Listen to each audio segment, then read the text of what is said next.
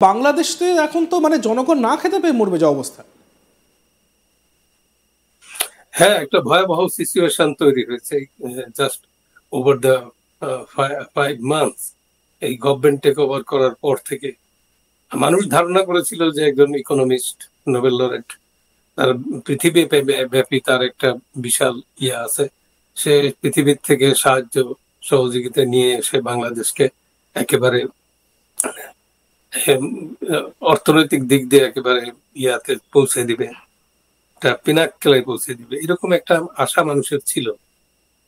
কিন্তু কার্যক্ষেত্রে দেখা গেল যে এখন বাংলাদেশের মানুষের এখন নুন আনতে পান্তা পুরে, মানুষের বাজারে যে দ্রব্যমূল্য ঊর্ধ্বগতি, তারপরে মাঝে মাঝে অনেক সময় পাওয়া যায় না, অরাজকতা, ল অ্যান্ড অর্ডার সিচুয়েশন একেবারে শেষ পর্যায়ে পৌঁছে গেছে। ইন্ডাস্ট্রি গুলো বন্ধ হয়ে গেল। তো শত শত বিগ ইন্ডাস্ট্রি যারা এক্সপোর্ট ইম্পোর্টের সাথে জড়িত ছিল, তো এই সরকার তো কোনো কিছুই কোনো দিকে কান দিচ্ছে না। তারপরে শ্রমবাজার আস্তে আস্তে শ্রমবাজারের একটা স্টেক হয়ে গেছে।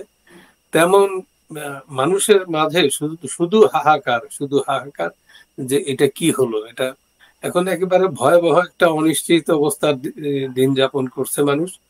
তো একটা জিনিস লক্ষ্য করা যাচ্ছে যে এই ভদ্রলোক তারপরও এত কিছুর পরও তার দেশে এত প্রতিবাদ হচ্ছে, এত বিক্ষোভ হচ্ছে, খুব বিক্ষোভ, মানুষ ফেটে পড়ছে প্রত্যেকটা সেক্টর থেকে, almost all walks of life মানুষ এসে প্রতিবাদ করছে। তাদের মানে কতজনের নাম বলবেন, কয়টা সংস্থার নাম বলবেন, কয়টা সেক্টরের নাম বলবেন, every sector there is a problem.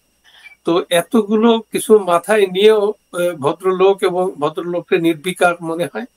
আর তার সাথে যারা আছে ওরা তো জঙ্গি, জেহাদি, ওরা তো সন্ত্রাসী। তো এই এত বড় স্টিগমা লাগার পরে দেশটা অলমোস্ট একেবারে ধ্বংসের দ্বার প্রান্তে পৌঁছে গেছে। ইকোনমিক্যালি এক্সপোর্ট ইম্পোর্ট একেবারে বন্ধ।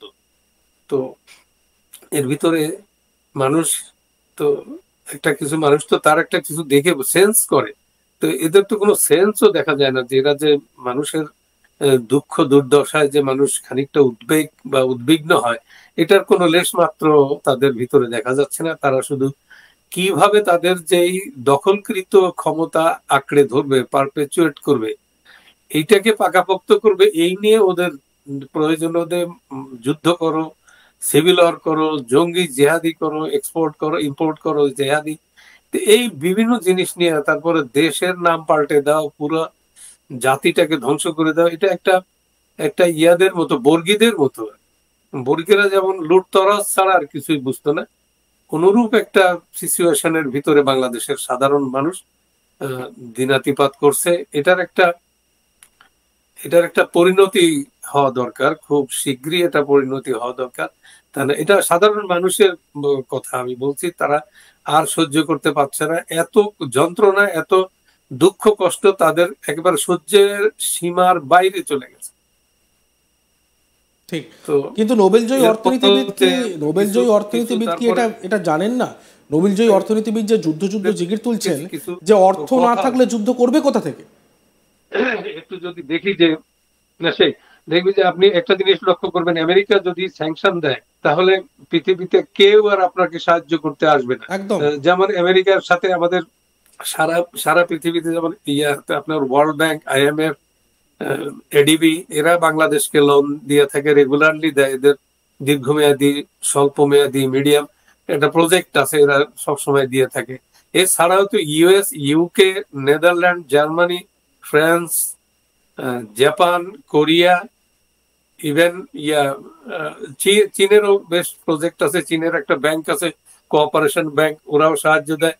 তো সব কিছুই আপাতত একেবারে স্টল, বন্ধ হয়ে আছে। তো এই অবস্থা দীর্ঘদিন চলতে থাকলে, আর আমেরিকা যদি রিয়েলি বাংলাদেশের বিরুদ্ধে, মানে এই সরকারের বিরুদ্ধে আপনার স্যাংশন জাতীয় বা নন কোঅপারেশন করে, এটা যদি মানুষ বুঝতে পারে, সারা পৃথিবীর ডোনাররা যদি, ডোনার এজেন্সি যদি এগুলো বুঝতে পারে, তাহলে কিন্তু তারা দেখবে একটা ভয়াবহ সিচুয়েশন হবে, সবাই হাত গুটিয়ে নেবে। একদমই সেই জায়গায় দাঁড়িয়ে তো সত্যি কথা বলতে গেলে যে মার্কিন নিষেধাজ্ঞা তো ভয়াবহ, মানে মার্কিন নিষেধাজ্ঞা সামলানোর মতন ক্ষমতা বাংলাদেশের তো নেই। বাংলাদেশ তো ধূলিসাৎ হয়ে যাবে, না খেতে পেয়ে মরে যাবে। যে আমেরিকার যে নিষেধাজ্ঞা, হ্যাঁ আমেরিকার যে নিষেধাজ্ঞা, সেই নিষেধাজ্ঞা যদি একবার লাগু করা হয় সেই ক্ষেত্রে আমেরিকার সঙ্গে থাকা যে সমস্ত দেশ যারা আমেরিকার অ্যালাই, তারা সাহায্য বন্ধ করে দেবে, সম্পূর্ণভাবে বন্ধ করে দেবে। সেই ক্ষেত্রে বাংলাদেশ শুধু চীনের ভরসায় আর পাকিস্তানের ভরসায় থাকবে। মানে ইউনূস এটা বুঝতে পারছেন না, নাকি বুঝেও না বোঝার ভান করছেন? না, ইউনূস আমার মনে হয় এগুলো সে একেবারে বুঝে না তা তো না, সে বেশি বুঝে, সে অনেক বেশি বুঝে কিভাবে এক্সপ্লয়েট করতে হয় মানুষকে, কিভাবে এনজিওর যে টাকা পয়সা এনে কিভাবে কি করতে হয় সেগুলো সাধারণ মানুষের নাম করে নিয়ে এসে নিজে আত্মসাৎ করা, এরকম একটা অ্যাটিটিউড তার, সে এদিক দিয়ে সে পাকা। তো তারপরে আর একটা জিনিস আমরা লক্ষ্য করছি, যেটা ধরুন আমার মনে হচ্ছে যে সে ইউএস গভর্নমেন্টকেও সে একটা চ্যালেঞ্জ ছুড়ে দিয়েছে। রিসেন্টলি ধরুন এক ভদ্রলোক এসে তার সাথে দেখা করে গেছে, সোরোজের ছেলে অ্যালেক্স।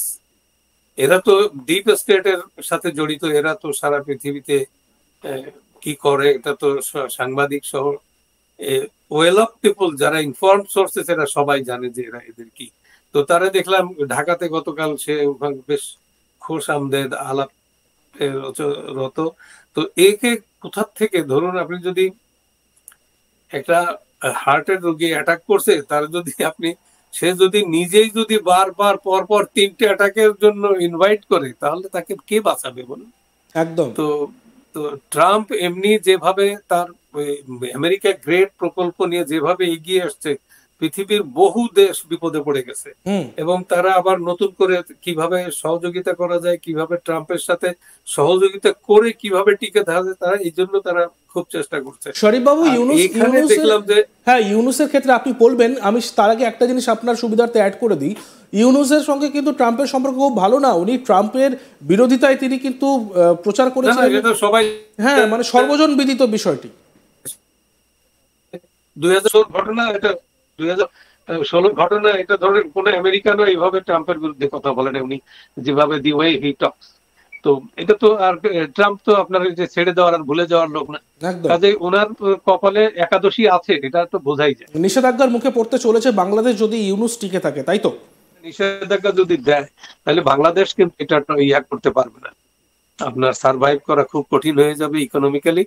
তারপরে এদিকে তো আপনার ধরেন যে মূল্যস্ফীতি যেভাবে এটা এগিয়ে চলছে, বেড়ে চলছে, খাদ্যদ্রব্য সবকিছু এসেনশিয়াল গুডস এগুলো পাওয়াই যাচ্ছে না, যে ক্রাইসিস মানে ইকোনমিক ক্রাইসিসের কারণেই তো বাংলাদেশটা একেবারে খুব তাড়াতাড়ি একটা ভয়াবহ বিপদের ভিতরে পড়তে যাচ্ছে, এটা বোঝাই যাচ্ছে।